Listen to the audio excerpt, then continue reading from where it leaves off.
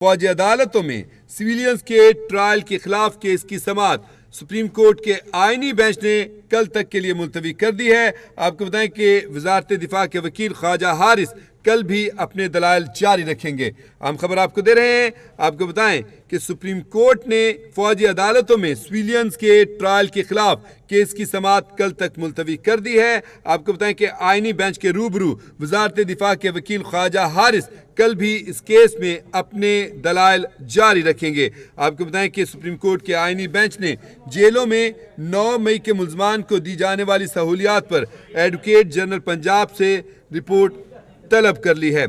سماعت کے اختتام پر سینئر صحافی حفیظ اللہ نیازی روسٹرم پر آ گئے۔ جسٹس امین الدین خان نے اپنے ریمارکس میں کہا کہ آپ سیاسی بات کریں گے۔ حفیظ اللہ نیازی نے کہا کہ میں سیاسی بات بالکل نہیں کروں گا۔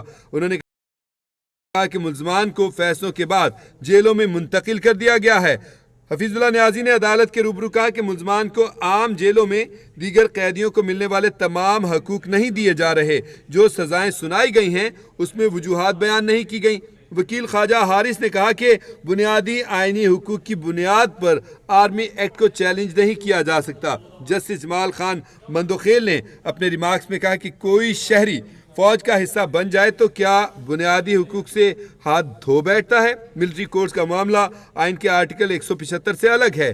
انہوں نے جسٹس جمال مندوخیل نے استفسار کیا کہ کوئی شہری روکنے کے باوجود کسی فوجی چوکی کے پاس جانا چاہے تو کیا ہوگا؟ جسٹس جمال مندوخیل نے استفسار کیا کہ کیا کام سے روکنے کے الزام پر اس کا ملٹری کورٹ میں ٹرائل کیا جائے گا؟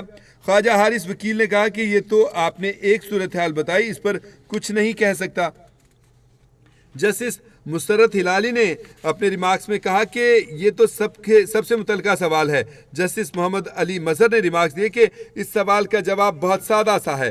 اگر وہ شہری آرمی ایکٹ میں درج جرم کا مرتکب ہو تو ٹرائل چلے گا۔ جسٹس محمد علی مظہر نے کہا کہ صرف چوکی کے باہر کھڑے ہونے پر تو کچھ نہیں ہوگا۔ وکیل خواجہ حارث بولے کہ سپریم کورٹ نے ماضی میں قرار دیا کہ فوج کے ماتحت سویلین کا کورٹ مارشل ہو سکتا ہے۔ جسٹس جمال مندوخیل نے استفسار کیا کہ موجودہ کیس میں متاثرہ فریق اور اپیل دائر کرنے والا کون ہے؟ خواجہ حارث نے بتایا کہ اپیل وزارت دفاع کی جانب سے دائر کی گئی ہے۔ جسٹس جمال مندوخیل نے ریمارکس دیے کہ وزارت دفاع ایگزیکٹو کا ادارہ ہے۔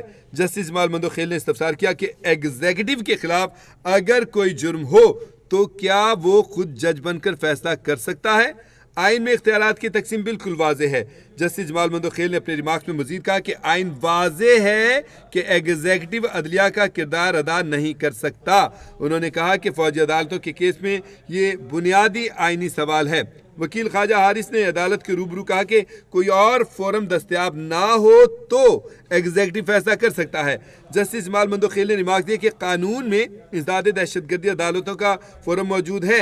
انہوں نے استفسار کیا کہ قانونی فورم کے ہوتے ہوئے ایگزیکٹو خود کیسے جج بن سکتا ہے؟ وزارت دفاع کے وکیل خواجہ حارث نے کہا کہ آپ کی بات درست ہے۔ آپ کو بتائیں کہ آئینی بینچ نے فوجی عدالتوں میں سویلینز کے ٹرائل کے خلاف سماعت کل تک کے لیے ملتوی کر دی۔